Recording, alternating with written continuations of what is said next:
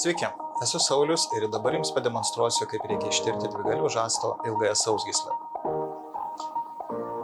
Pačioj pradžioj, kai mes pradedame tirti patį pacientą ir pacientas savotiškai nėra pasiruošęs, mes uždedam daviklį ant priekinės peties srities ir ką mes dažniausiai matome, tai žastikolio proksimalinę dalį, kuri čia atrodo, kaip matot, hiperechogeniškų kontūrų.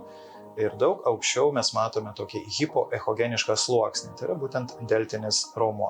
Dar aukščiau tai yra tiesiog podinis pats sluoksnis. Tačiau mums reikia susirasti pačią pagrindinę struktūrą peties priekinėje srityje, tai yra dvigalvio žąsto ilgąją sausgyslę. Kad ją geriau surasti, mums šiek tiek reikėtų su davikliu pavažiuoti į medialinę pusę, jau aišku, šiek tiek jinai jau mums čia vizualizuojasi, tačiau pats pagrindinis dalykas tai yra paprašyti arba tiesiog paimti paciento nykštį ir pakelti patį į delną, kad delnas būtų atsuktas į patį viršų. Ir tokiu būdu mes matome, kaip išryškėja mažasis ir didysis gumburėliai. Čia matome delnas aukštyn ir iš medialinės pusės išlenda mažasis gumburėlis, iš lateralinės pusės didysis gumburėlis ir mes štai pasiekime tarp gumburėlinę vagą.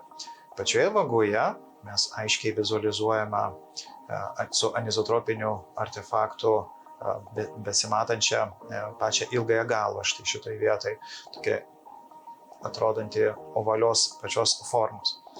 Kai mes pamatome tarp gumburėlinę vagą ir įsitikinome, kad mes aiškiai matome pačią sausgyslę, galime irgi pažaisti ir pasižiūrėti, ar yra tas anizotropijos artefaktas, tai ir būtent rodo, kad sausgyslė yra vietoje ir taip pat rodo, kad sausgyslė yra sveika.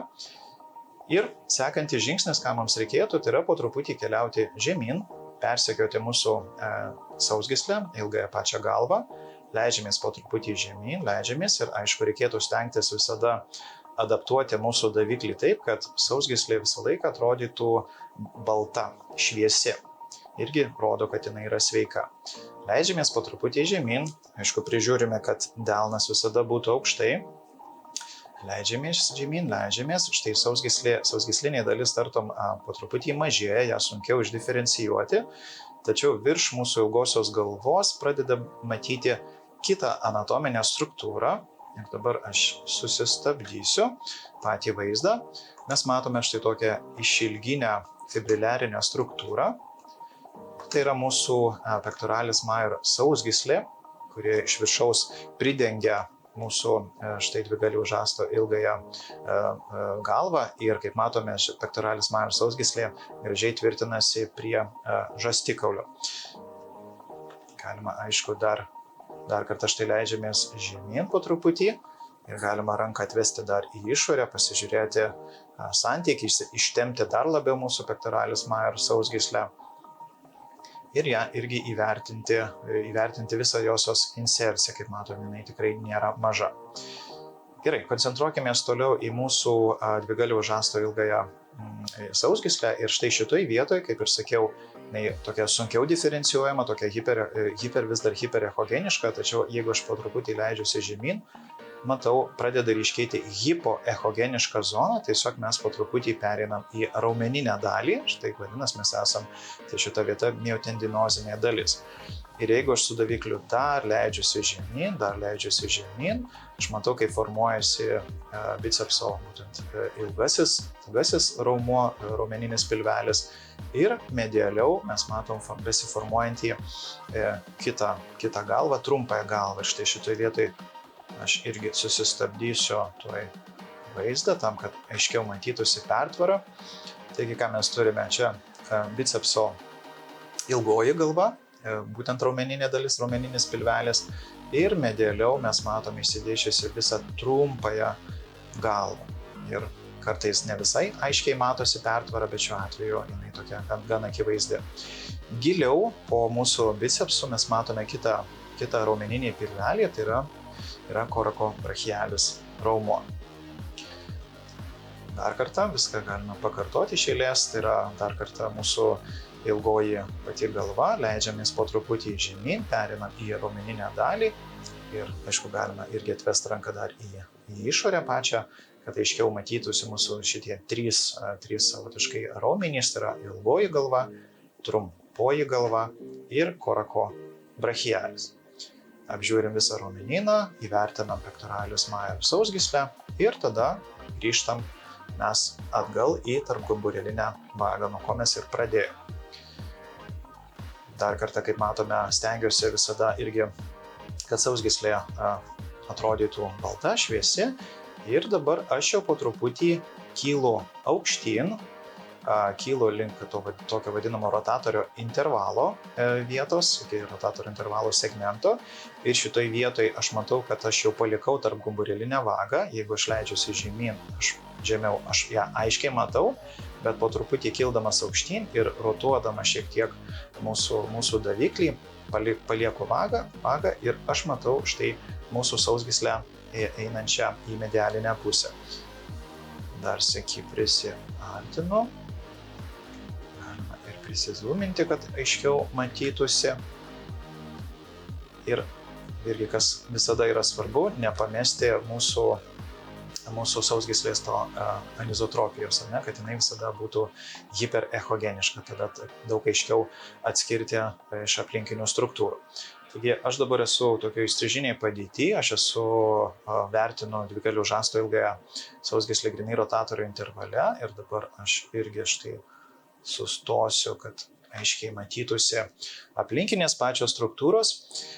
Taigi, ką aš matau, šičia yra mūsų bicepsas, ar ne, aiškiai matosi, hiperechogeniškas, tokios ovalios grynai formos. Iš medialinės pusės matome ateinančią būtent momentinę sausgyslę. Iš lateralinės pusės, čia irgi su gausiais visokiais tokiais heterogeninio tankio, irgi su anizotropija, tai yra antdyglinė mūsų sausgyslė arba supraspinatų sausgyslė. Ir dabar mes dar turime kitas struktūras, tai yra virš būtent ilgosios galvos mes matom tokią ploną struktūrėlę, tai yra korako mūsų humeralis, raištis. Štai jisai šitoje vietoje dengia iš viršaus mūsų dvigalvio žasto ilgąją sausgyslę. Ir dar viena struktūra, kuri čia nepažymėta, to aš ją apibrauksiu. Tai yra viršutinis glenohumeralinis raištis. Dar kartą iš tai baigiu. Būtent korakohumeralinis ir viršutinis glenohumeraliniai raiščiai, jie yra pagrindiniai stabilizatoriai, kurie prilaiko mūsų dvigalvio žasto ilgąją sausgyslę vietoje ir neleidžia dislokuoti.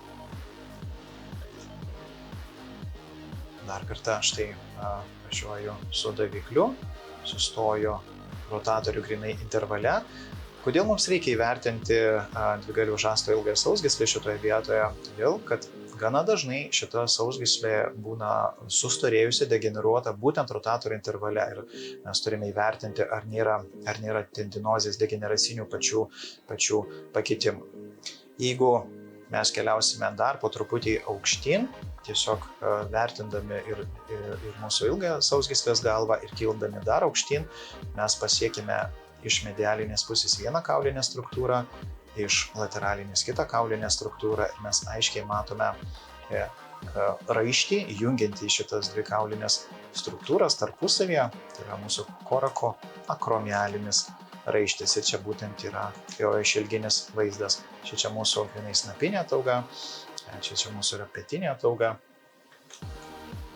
Dar kartą štai korako akromialinis raištis, kuris yra reikalingas vertinti dėl vadinamo subligamentinio paties ankštumo.